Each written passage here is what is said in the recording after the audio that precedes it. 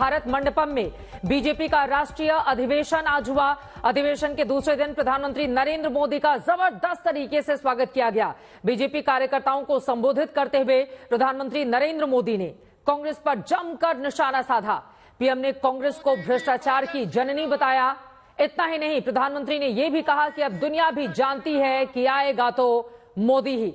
तस्वीरें आपको दिखा रहे हैं। जब प्रधानमंत्री का स्वागत किया गया, मोदी मोदी की गूंज से वहां पर पूरा भारत मंडपम गुंजाए हो उठा था। और जिस तरह की बातें प्रधानमंत्री नरेंद्र मोदी की ओर से की गई, एक तरफ 2047 तक विकसित भारत की नींव रखने की बात, तो वहीं दूसरी तरफ कांग्रेस पार्टी पर जमकर निशाना भ्रष्टाचार और परिवारवाद के आरोप लगाते हुए जमकर उनकी ओर से तंज कसा गया।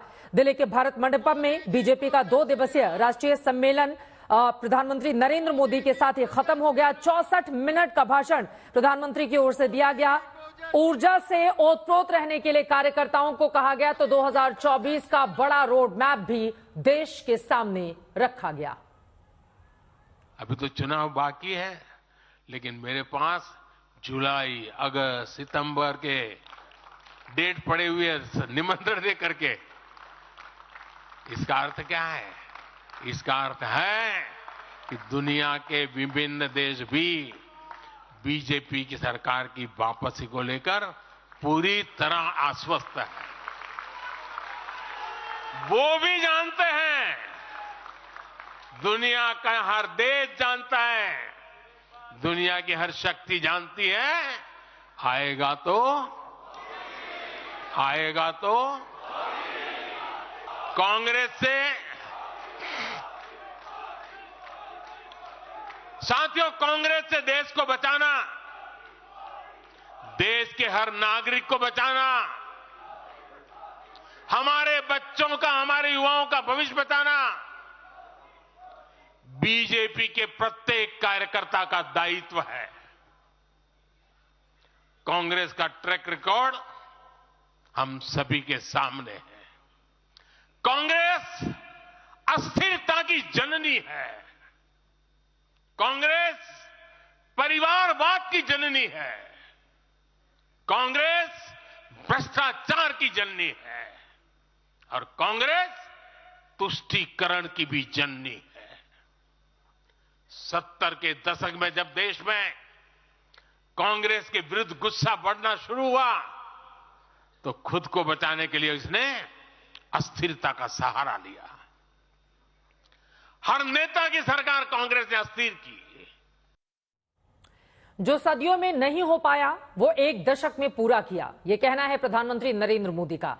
अधिवेशन में उन्होंने अपने कार्यकाल के बड़े फैसलों को एक एक करके जबरदस्त तरीके से गिनाया और इसी के साथ 2024 का शंखनाद किया। मोदी जी को साथियों, आज जब मैं बीते 10 वर्षों की तरफ नजर डालता हूं, तो कितना ही कुछ याद आता है। ये 10 वर्ष साहसिक फैसलों, दूरगामी निर्णयों के नाम है। जो काम सदियों से लटके थे, हमने उनका समाधान करने का साहस करके दिखाया है। अयोध्या में भव्य राम मंदिर का निर्माण करके हमने 5 सदियों का इंतजार खत्म किया है।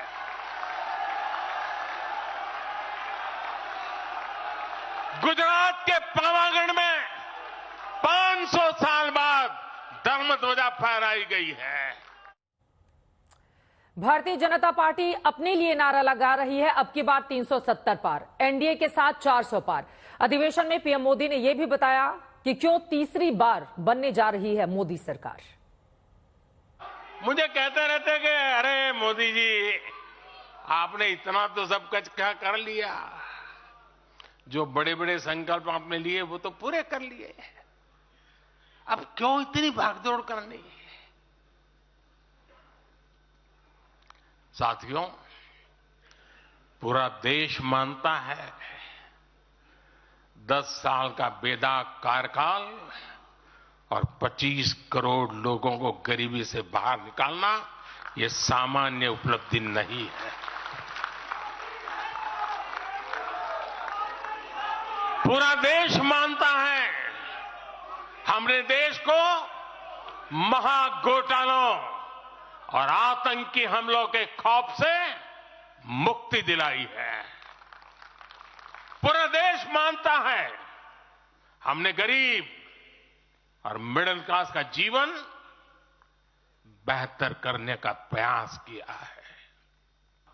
एक बहुत बड़े नेता मुझे मिले मेरे प्रधानमंत्री पद के दूसरे कार्यकाल पे, बोले मोदी जी प्रधानमंत्री बनना बहुत बड़ी बात है, आप बन गए। आपने इतने दशकों का संगठन का भी काम कर लिया, मुख्यमंत्री के रूप में भी इतना लंबा समय रह चुके, प्रधानमंत्री में भी दोबारा आ गए।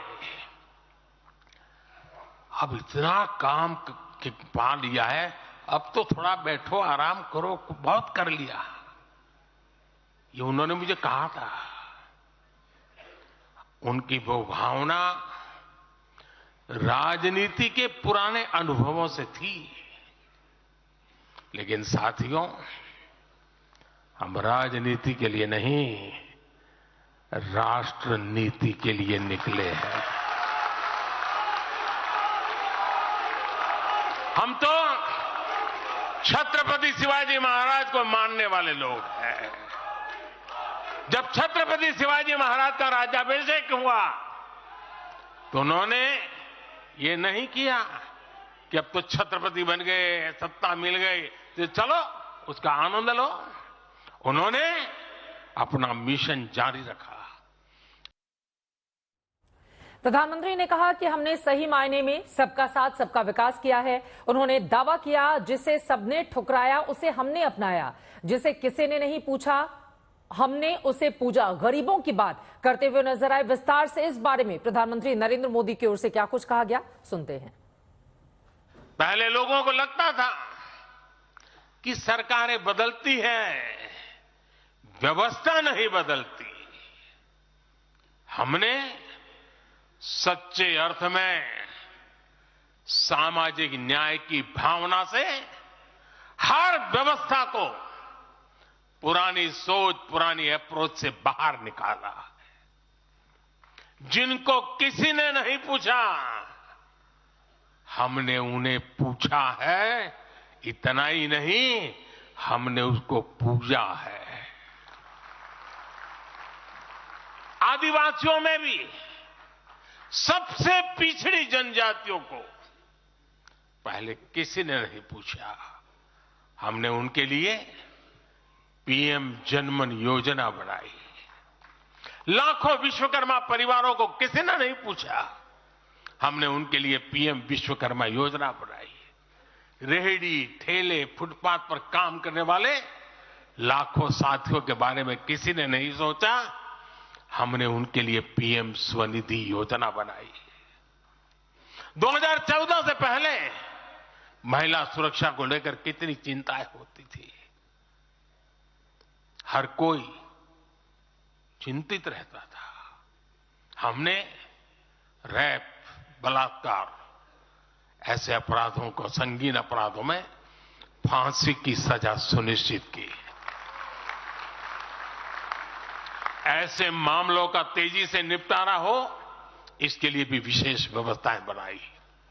साथियों, मैं देश का पहला प्रधानमंत्री हूं जिसने शौचालय जैसे विषय को लाल किले से उठाया।